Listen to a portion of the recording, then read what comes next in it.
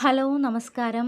എല്ലാവർക്കും പുതിയ വീഡിയോയിലേക്ക് സ്വാഗതം. അപ്പോൾ ഇന്നത്തെ നമ്മുടെ വീഡിയോ നമ്മൾ ഒരു കോയമ്പത്തൂർ ട്രിപ്പ് പോയിട്ടുണ്ടായിരുന്നു കേട്ടോ. ആദിയോഗി ഇഷ യോഗ സെൻറ്ററിലേക്ക്.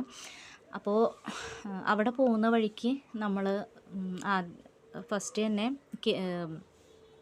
അതിരപ്പള്ളി വാഴച്ചാലും കൂടെ ടച്ച് ചെയ്തിട്ടാണ് പോയത്.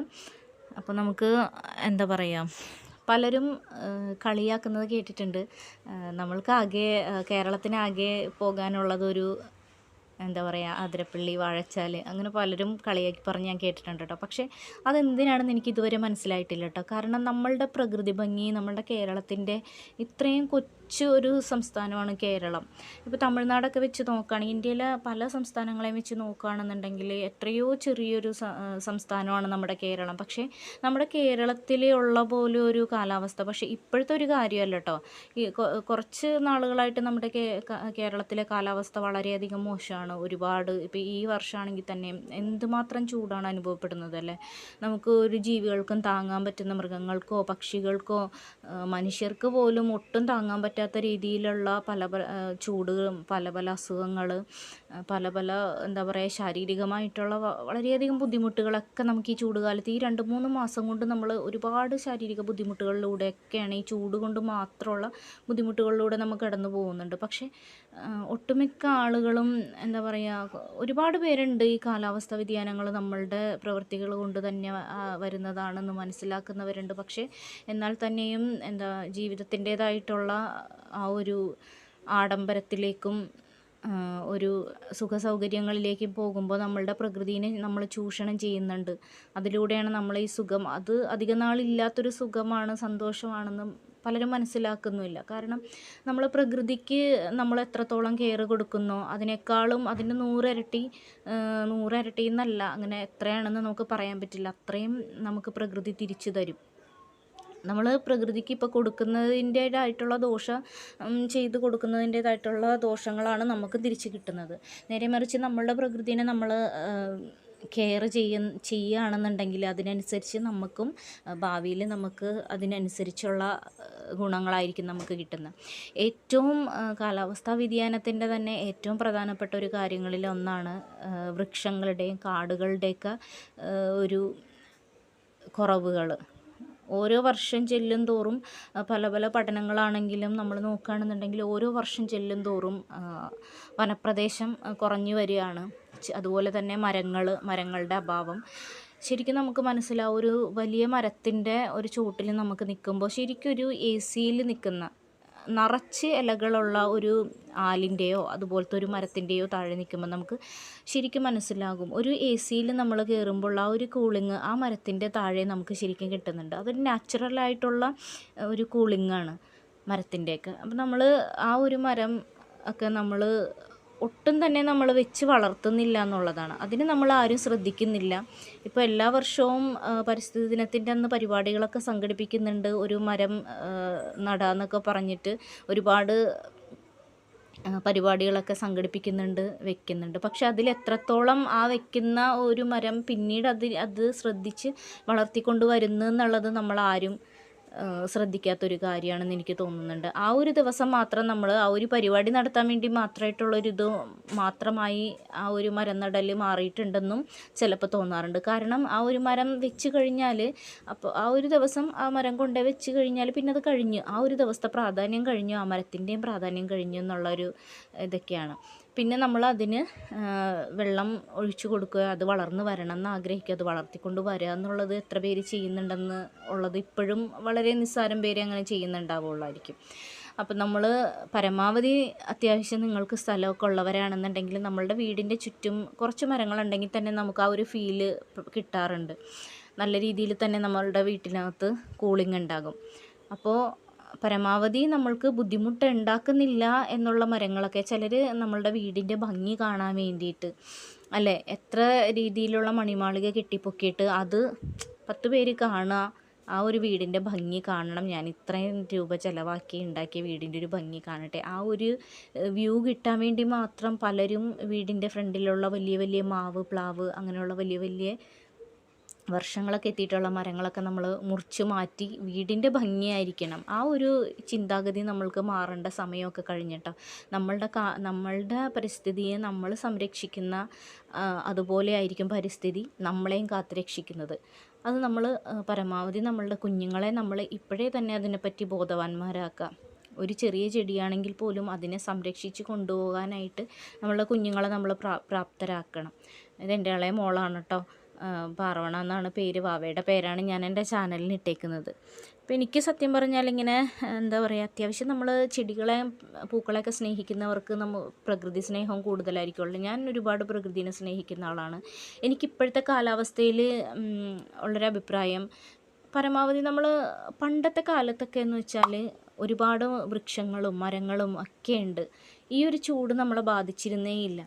ഇപ്പോൾ വികസനം വേണം, പക്ഷേ ആ ഒരു വികസനം നമ്മളുടെ പ്രകൃതിനെ നശിപ്പിച്ചുകൊണ്ടാവുമ്പോൾ അത് നമുക്കും ഭാവിയിലേക്ക് നമ്മളുടെ വരും തലമുറകൾ, നമ്മളുടെ മക്കളൊക്കെ, ഇപ്പം നമ്മൾ ഇത്രത്തോളം ചൂട് അനുഭവിക്കുന്നുണ്ടെങ്കിൽ നമ്മളുടെ ഈ മക്കൾ, സ്വന്തം മക്കളെ പറ്റി ആലോചിക്കുക. നമ്മളുടെ കുഞ്ഞുങ്ങൾ വളർന്നു വരുമ്പോൾ എത്രത്തോളം ഭീകരമായൊരു ചൂട് അന്തരീക്ഷമായിരിക്കും ആ കുഞ്ഞുങ്ങൾ അനുഭവിക്കുക. ഇപ്പം കേരളത്തിൻ്റെ അവസ്ഥ തന്നെ നോക്കുകയാണെന്നുണ്ടെങ്കിൽ ഒരുപാട് മരങ്ങളൊക്കെ കുറഞ്ഞു വരുന്നൊരു, ഒട്ടും തന്നെ വനപ്രദേശം, ഒരു 3/4 വനപ്രദേശം നശിച്ചു എന്ന് തന്നെ നമുക്ക് പറയാം. പ്രകൃതിനെ ഒരു തരത്തിലും സംരക്ഷിക്കാത്ത രീതിയിലുള്ള ഒരു വികസനം ഒക്കെ തന്നെയാണ് നമ്മുടെ നാട്ടിൽ നടന്നുകൊണ്ടിരിക്കുന്നത്. വികസനം വേണം, പക്ഷേ നമ്മൾ ഒരിക്കലും നമ്മുടെ പ്രകൃതിനെ നശിപ്പിച്ചുകൊണ്ടാവരുത് അത്. ഇപ്പോൾ യൂട്യൂബിൽ തന്നെ നമ്മൾ ഒരു ദക്ഷിണ എന്ന് പറഞ്ഞിട്ട് ഒരു ചാനൽ ഞാൻ കാണാറുണ്ട്. അപ്പോൾ അവരുടെ ചാനലിൽ എനിക്ക് ഭയങ്കര ഇഷ്ടമാണ് അവരുടെ ചാനൽ കാണാനായിട്ട്. ആ ഒരു ചാനലിൽ ഇതുപോലെയാണ് അവർ പ്രകൃതി ജീവനം എന്നുള്ളൊരു ഇതാണ്, കോൺസെപ്റ്റാണ് അവർക്ക്. ഇങ്ങനെ മരങ്ങളൊക്കെ ഒരുപാട് വെച്ച് പിടിപ്പിച്ച് അവരൊരു കാട് തന്നെ വളർത്തി വലുതാക്കിയെടുത്തു. എല്ലാവർക്കും അത് സാധിക്കണമെന്നില്ല. അവർ ഭാഗ്യവാന്മാരാണ്. കാരണം പ്രകൃതിക്ക് നമ്മൾക്ക് ഇത്രയും നല്ലൊരു കാലാവസ്ഥയും ഇത്രയും നല്ലൊരു ഭൂപ്രകൃതിയിൽ ജനിക്കാനായിട്ട് നമുക്ക് സാധിച്ചു. അവർ ഭൂമിയിൽ നിന്ന് ചൂഷണം ചെയ്യുന്നില്ല, നേരെ മറിച്ച് അവർ പ്രകൃതിക്ക് തിരിച്ചു കൊടുക്കുകയാണ് ചെയ്യുന്നത്. നമ്മളൊന്ന് ചിന്തിച്ച് നോക്കിയാൽ നമ്മൾ എന്താണ് പ്രകൃതിക്ക് തിരിച്ച് കൊടുക്കുന്നത്? പ്രകൃതിയിൽ നിന്ന് എത്രയോ കാര്യങ്ങൾ നമുക്ക് കിട്ടുന്നുണ്ട്, പക്ഷെ നമ്മൾ എന്തെങ്കിലും ഭൂമിക്ക് തിരിച്ചു കൊടുക്കുന്നുണ്ടോ? ഈ ഭൂമി നമ്മൾ മലിനമാക്കിക്കൊണ്ടിരിക്കുകയല്ലേ. അപ്പോൾ നമ്മളാൽ കഴിയുന്ന വിധം നമ്മൾ ആ ഒരു എന്താ പറയുക, മരങ്ങളെയൊക്കെ സംരക്ഷിക്കാനും ഒരു കാലാവസ്ഥാ വ്യതിയാനങ്ങൾ മാറ്റിയെടുക്കാനായിട്ട് ഓരോ വ്യക്തിയും വീട്ടിൽ നിന്ന് തന്നെ അതിനുള്ള ഓരോരോ കാര്യങ്ങൾ ചെറിയ രീതിയിൽ നമുക്ക് ചെയ്യാൻ പറ്റിയ ഏറ്റവും പ്രധാനപ്പെട്ടൊരു കാര്യമാണ് മരങ്ങൾ വെച്ച് പിടിപ്പിക്കുക എന്നുള്ളത്. ഇപ്പോൾ മോട്ടോർ വാഹനങ്ങളും അതുപോലെ തന്നെ AC, റെഫ്രിജറേറ്റർ, അങ്ങനെയുള്ള ഒരുപാട് കാര്യങ്ങളൊക്കെ ഈ ആഗോളതാപനത്തിൻ്റെ കാരണങ്ങളാകുന്നുണ്ട്. പക്ഷെ അതൊന്നും നമുക്ക് മാറ്റി നിർത്താൻ പറ്റില്ല. പക്ഷെ നമ്മൾക്ക് കഴിയാവുന്നൊരു കാര്യം എന്ന് വെച്ചാൽ മരങ്ങൾ വെച്ച് പിടിപ്പിക്കുക എന്നുള്ളതാണ്. അത് നമുക്ക് പരമാവധി കഴിയുന്നൊരു കാര്യമാണ്. അത് നമ്മൾക്ക് ഉള്ള സ്ഥലത്ത്, പരമാവധി കിട്ടുന്ന സ്ഥലത്ത് നമ്മളാൽ കഴിയുന്ന രീതിയിൽ മരങ്ങൾ നമ്മൾ വെച്ച് പിടിപ്പിക്കാനായിട്ട് ശ്രമിക്കുക. ഇന്നൊരു മരം വെച്ചിട്ടുണ്ടെങ്കിൽ നമുക്ക് എത്രയോ വർഷങ്ങൾ കഴിയണം അത് വലിയൊരു മരമായിട്ട് വളർന്ന് കിട്ടാനായിട്ട്. അപ്പോൾ ആ ഒരു വരും തലമുറയെ നമ്മൾ കണക്കാക്കിയിട്ട് നമ്മളിപ്പോൾ ഇന്ന് അനുഭവിക്കുന്ന ആ ഒരു മരങ്ങളൊക്കെ, നമുക്ക് ഇത്രയും നാൾ തണൽ തന്നിരുന്ന മരങ്ങളൊക്കെ നമ്മളുടെ എത്രയോ മുമ്പുള്ള പൂർവികർ വെച്ചതായിരിക്കും. അപ്പോൾ നമ്മളുടെ വരും തലമുറകൾക്ക് വേണ്ടിയിട്ട് നമ്മളും അത് ചെയ്യാനായിട്ട് ശ്രമിക്കുക. അപ്പോൾ എല്ലാവരും പ്രകൃതിയെ സംരക്ഷിക്കാനും നമ്മുടെ എന്താ പറയുക, കാലാവസ്ഥാ വ്യതിയാനത്തോട് പൊരുതുമ്പോൾ അത് ഓരോ രാജ്യങ്ങളുടെയും അല്ലെങ്കിൽ ഉത്തരവാദിത്തപ്പെട്ട ആൾക്കാർക്ക് മാത്രം, അവർക്ക് മാത്രം, അതിൻ്റെ നേതാക്കൾക്ക് മാത്രമാണ് അതിൻ്റെ ഉത്തരവാദിത്തം, അല്ലെങ്കിൽ ആ ഉദ്യോഗസ്ഥർക്ക് മാത്രമാണ് നമ്മൾ കരുതാതെ ഓരോ വ്യക്തികളുടെയും ഉത്തരവാദിത്വമാണത് എന്ന് കരുതിയിട്ട് നമ്മളാൽ കഴിയുന്നത് നമ്മൾ ചെയ്യാനായിട്ട് ശ്രമിക്കുക. പിന്നെ ആവശ്യമില്ലാതെ നമ്മൾ മരങ്ങൾ വെട്ടി നശിപ്പിക്കാതിരിക്കുക. ഇപ്പോൾ നമ്മുടെ വീട്ടിൽ തന്നെയാണെങ്കിലും ഇപ്പോൾ നമ്മൾ പറയും കായ്ക്കാത്തൊരു മരമാണ് അല്ലെങ്കിൽ പൂക്കാത്തൊരു മരമാണ്, അതെന്തിനാണ് ഇനി അത് വെട്ടിക്കളയുക? അല്ല, ആ ഒരു മരം നമുക്ക് കായ്ഫലം തരുമ്പോഴും ആ ഒരു പൂക്കൾ തരുമ്പോഴും മാത്രം നമ്മൾക്ക് ആസ്വദിക്കാനും അല്ലെങ്കിൽ നമുക്ക് കഴിക്കാനുള്ളത് മാത്രം തരുമ്പോഴാണ് നമ്മൾക്കതിന് ഗുണം ഉണ്ടെന്ന് പലരും അങ്ങനെയാണ് ചിന്തിക്കുന്നത്. പക്ഷെ അല്ല, ആ ഒരു മരം നമ്മളുടെ കാലാവസ്ഥക്ക് ഒരുപാട് ഗുണം ചെയ്യുന്നുണ്ട്, നമ്മളുടെ പ്രകൃതിക്ക് ഒരുപാട് ഗുണങ്ങളത് ചെയ്യുന്നുണ്ട്.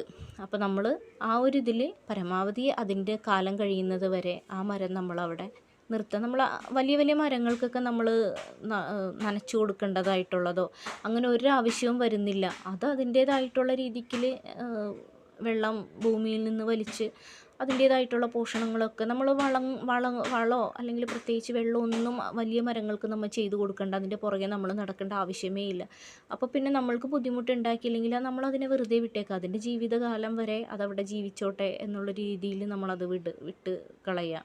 ആ മരം നമുക്ക് ഒരുപാട് തണലും ശുദ്ധവായുവും നമ്മുടെ കാലാവസ്ഥക്കൊക്കെ ഒരുപാട് ഹെൽപ്പ് ചെയ്യും. അപ്പോൾ നമ്മൾ ആ ഒരു രീതിയിൽ നമ്മൾ ഓരോ വീട്ടിൽ നിന്നും നമ്മൾ ചിന്തിച്ച് തുടങ്ങാം കേട്ടോ. അപ്പോൾ എല്ലാവരും ചിന്തിക്കേണ്ട ഒരു കാലമാണ്, ഒരു കാലാവസ്ഥയാണ്. ഇതിനെപ്പറ്റി എല്ലാവരും നമ്മൾ ചിന്തിക്കുക. നമ്മളുടെ വീട്ടിൽ നിന്ന് തന്നെ അതെല്ലാവരും ചെയ്യാനായിട്ട് ശ്രമിക്കുക. അപ്പോൾ ഇങ്ങനെ ഞാൻ പറയാനായിട്ടുള്ള കാര്യം, നമ്മളുടെ ഈ അതിരപ്പള്ളി വാഴച്ചാൽ എന്നൊക്കെ പറയുന്നൊരു സ്ഥലം ഞങ്ങൾ ഇടയ്ക്കിടയ്ക്കൊക്കെ പോകുന്ന സ്ഥലമായിരുന്നു. പക്ഷെ ഇപ്പോഴത്തെ ഒരു കാഴ്ചയൊക്കെ കാണുമ്പോൾ ജീവജാലങ്ങളെ തന്നെ കാണാനില്ല. അന്നൊക്കെ പോകുമ്പോൾ ഒരുപാട് ജീവികളൊക്കെ കാണുമായിരുന്നു. പക്ഷെ ഇപ്പോഴും അതൊന്നും കാണാറില്ല കേട്ടോ. ഞാൻ ശരിക്കും ഒരുപാട് ജീവികളെയൊക്കെ കാണാനൊക്കെ കഴിയും എന്നൊക്കെ വിചാരിച്ചാണ് പോണത്. പക്ഷെ ഒന്നിനെയും കാണാൻ കഴിയാറില്ല. അപ്പോൾ അതുകൊണ്ട് തന്നെ മനസ്സിനൊരു മടുപ്പാണ്. കാട്ടിലേക്കൊക്കെ ചെന്ന് കഴിഞ്ഞാൽ ഒരു ജീവികളെ ആകെ കാണുന്നത് കുരങ്ങന്മാരെ മാത്രമാണ് കേട്ടോ. കുറേ കുരങ്ങന്മാരെ കാണും, പിന്നെ കുറേ മലയണ്ണാനെ കാണും, വേറെ ഒരു ജീവിനെ അങ്ങനെ കാണാറില്ല. അപ്പോൾ ഒരുപാട് ജീവികൾ, ചിത്രശലഭങ്ങൾ, അങ്ങനെയുള്ള ജീവികളൊക്കെ കാലാവസ്ഥാ വ്യതിയാനം കൊണ്ട് തന്നെ വംശനാശമൊക്കെ വന്ന് പോകുന്നുണ്ട്. അപ്പോൾ നമ്മളാൽ കഴിയുന്ന രീതിയിൽ ചെയ്യുക. പിന്നെ കാലാവസ്ഥാ വ്യതിയാനം ഏറ്റവും അധികം ബാധിക്കുന്ന ഒരു ഇതാണ് ചിത്രശലഭങ്ങളൊക്കെ നാശമായി പോകുക എന്നുള്ളത്. ഒരു ചെറിയ കാലാവസ്ഥയിൽ മാറ്റം വരുമ്പോൾ തന്നെ ഈ ജീവികളൊക്കെ നശിച്ചു പോകും. അപ്പോൾ നമ്മളാൽ കഴിയുന്ന വിധം അവർക്കുള്ളൊരു ആവാസ വ്യവസ്ഥ കൂടി നമ്മൾ സൃഷ്ടിച്ച് കൊടുക്കാനായിട്ട് ശ്രമിക്കുക. ഞങ്ങൾ അതിനുശേഷം അതിരപ്പള്ളി വാഴച്ചാൽ പോയതിന് ശേഷം ഞങ്ങൾ പോയത് കോയമ്പത്തൂർ ആദിയോഗി ഈശ സെൻറ്ററിലേക്കാണ് കേട്ടോ. അവിടെ നല്ല ഭംഗിയാണ്, എല്ലാവർക്കും പോയി കാണാനായിട്ട് നമുക്ക് ഇഷ്ടം തോന്നുന്നൊരു സ്ഥലമാണ് കേട്ടോ. നമുക്ക് ചെന്ന് കഴിഞ്ഞാൽ ഒരു പ്രത്യേക ഫീലാണ്. ഇപ്പോൾ ദൈവഭക്തിയൊക്കെ ഉള്ളവരാണെന്നുണ്ടെങ്കിൽ ഒരു വല്ലാത്തൊരു ഫീലായിരിക്കും നമുക്ക് അവിടെ നിന്നാൽ തോന്നുന്നത്. അവിടെ ലൈറ്റ് ഷോ ആണ് പ്രധാനമായിട്ട്. യോഗ സെൻറ്ററാണ് കേട്ടോ അത്. അപ്പോൾ നിങ്ങൾ പരമാവധി നേരത്തെ തന്നെ, ഞങ്ങൾ കുറച്ച് വൈകിയാണ് എത്തിയത്. അപ്പോൾ ലൈറ്റ് ഷോ തുടങ്ങുന്ന സമയമായി ഞങ്ങൾ എത്തിയപ്പോഴത്തേക്കും. അതുകൊണ്ട് വേറെ അതിൻ്റെ ഉള്ളിൽ കയറി ഒന്നും കാണാനൊന്നും പറ്റിയെന്നില്ല. അപ്പോൾ ലൈറ്റ് ഷോ അടിപൊളിയാണ് കേട്ടോ. നമുക്ക് ഒരു വല്ലാത്തൊരു ഫീലായിരിക്കും. ദൈവഭക്തിയൊക്കെ ഉള്ള ആൾക്കാർക്കാണെന്നുണ്ടെങ്കിൽ നല്ല ഒരു പ്രത്യേക മൈൻഡ്, എന്താ പറയുക, നമ്മളൊരു ധ്യാനിച്ചൊക്കെ ഇരിക്കുമ്പോൾ നമ്മളുടെ ഒരു മൈൻഡ് ഒരു വല്ലാത്തൊരവസ്ഥയിലേക്ക് പോവില്ലേ. ഒരു എന്താ പറയുക, അതിനെ സന്തോഷമാണോ, മനസ്സൊന്ന് ഫ്രീ ആകും നല്ല രീതിയിൽ ആ ഒരു കുറച്ച് ടൈമിൽ. അടിപൊളിയാണ് കേട്ടോ കാണാനായിട്ട്. ഇതിൻ്റെ ലൈറ്റ് ഷോ സൂപ്പറായിട്ടുള്ളൊരു ലൈറ്റ് ഷോ ആണ് കാണാനായിട്ട്. അപ്പോൾ നിങ്ങൾ പോവുകയാണെന്നുണ്ടെങ്കിൽ പകൽ പോയി അതിൻ്റെ കാഴ്ചകൾ കണ്ടുകൊണ്ട് മാത്രം പോരാതെ നിങ്ങൾ തീർച്ചയായിട്ടും ഈ ലൈറ്റ് ഷോ കാണാനായിട്ട് നിൽക്കണം കേട്ടോ. ലൈറ്റ് ഷോ ഏറ്റവും ഭംഗിയാണ് കാണാനായിട്ട്. അപ്പോൾ അത് നിങ്ങൾ തീർച്ചയായിട്ടും കാണാം. പിന്നെ ലൈറ്റുകൾ എല്ലാവരും ഓഫ് ചെയ്യും ഈ ഒരു ഷോ തുടങ്ങുന്നതിന് മുമ്പ്. അതുകൊണ്ട് തന്നെ വീഡിയോക്ക് അത്രയധികം ക്ലാരിറ്റി അങ്ങോട്ട് വന്നിട്ടില്ല കേട്ടോ. അതെനിക്കൊരു പോരായ്മയായിട്ട് തോന്നി അങ്ങനെ. പക്ഷെ അത് ആ ഒരു ലൈറ്റ് ഷോയുടെ ഭംഗിയൊക്കെ വേണമെന്നുണ്ടെങ്കിൽ കിട്ടണമെന്നുണ്ടെങ്കിൽ ലൈറ്റുകളൊന്നും പാടില്ലല്ലോ.